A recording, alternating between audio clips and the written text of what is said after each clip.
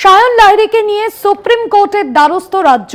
বিচারপতি অমৃতা সিনহার রায়কে চ্যালেঞ্জ রাজ্যের, এমনটাই খবর আইনজীবী মহল সূত্রে। আপনাদের জানিয়ে রাখবো, আজ দুপুর 2টোর মধ্যে ছাড়ার নির্দেশ দেওয়া হয়েছিল কলকাতা হাইকোর্টের তরফে সায়ন লাহিড়ীকে নিয়ে বা সুপ্রিম কোর্টের দ্বারস্থ হতে চলেছে রাজ্য। বিচারপতি অমৃতা সিনহার রায়কে চ্যালেঞ্জ করে রাজ্যের খবর আইনজীবী মহল সূত্রে। এমনটাই কিন্তু জানা যাচ্ছে যে রাজ্য দ্বারস্থ হতে চলেছে সুপ্রিম কোর্টের।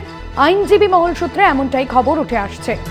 আপনাদের জানিয়ে রাখবো, সায়ন লাহিড়ী নবান্ন অভিযানে যে পরিস্থিতি আমরা দেখেছি তৈরি হয়েছিল এবং কোথাও গিয়ে একাধিক অভিযোগ সামনে এসেছিল এবং সে জায়গা থেকে সায়ন লাহিড়ী যাকে গ্রেপ্তার করা হয় এবং এই সায়ন লাহিড়ীকে নিয়ে বা সুপ্রিম কোর্টের দ্বারস্থ রাজ্য হতে চলেছে রাজ্য।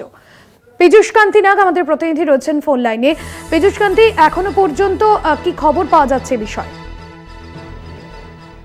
যেটা জানা যাচ্ছে যে সায়ন লাহিড়ীর মামলাটিতে বিচারপতি অমৃতা সিনহার রায়কে চ্যালেঞ্জ জানিয়ে সুপ্রিম কোর্টের দ্বারস্থ হতে চলেছে রাজ্য এবং সেই মোতাবেক আগামী সপ্তাহে এই মামলার শুনানির সম্ভাবনা রয়েছে। মূলত এখনের প্রশ্ন উঠছে যে বিচারপতি অমৃতা সিনহার রায়কে চ্যালেঞ্জ জানিয়ে রাজ্য সরাসরি ডিভিশন বেঞ্চকে এড়িয়ে সরাসরি সুপ্রিম কোর্টে যেতে পারে কিনা।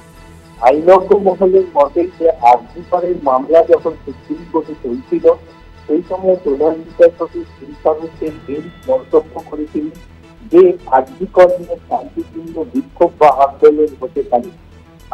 রাজ্যের পক্ষ থেকে আইনজীবী কপিল সিব্বালের সওয়াল ছিল যে যদি আন্দোলন বা বিক্ষোভের নামে বিশৃঙ্খল পরিবেশ সৃষ্টি হয় সেক্ষেত্রে প্রশাসনের কি করার আছে। প্রধান বিচারপতি ওয়াইডি চন্দ্রচূড় গম্ভীর মন্তব্য করেছিলেন যে আইন ভেঙে কোনো বিক্ষোভ আন্দোলন হলে বা বিশৃঙ্খল পরিস্থিতির সৃষ্টি হলে সেক্ষেত্রে আইনত ব্যবস্থা গ্রহণ করতে পারবে রাজ্য। বিচারপতি চন্দ্রচূড়ের প্রধান বিচারপতি চন্দ্রচূড়ের এই মন্তব্যকে হাতিয়ার করে রাজ্য সরকার বিচারপতি অমৃতা সিনহার নির্দেশকে চ্যালেঞ্জ জানিয়ে সায়ন লাহিড়ীর মামলাটি সুপ্রিম কোর্টে আবেদন জানাতে চলেছে। এবং শুধু তাই নয়, আইনজীবীদের মতে রামকৃষ্ণের সৌজের একটি মামলার রায় অনুযায়ী সরাসরি সুপ্রিম কোর্টে যেতে পারে রাজ্য। অর্থাৎ এখন দেখা যে সায়ন লাহিড়ীর বিরুদ্ধে যে অভিযোগ আনা হয়েছে সেই অভিযোগের ভিত্তিতে সুপ্রিম কোর্টের দ্বারস্থ হয়ে রাজ্যের পক্ষ থেকে কি দাবি করা হয় এবং সুপ্রিম কোর্ট বা এ বিষয়ে কি সিদ্ধান্ত গ্রহণ করে। একদমই ধন্যবাদ পীযূষ কান্তি।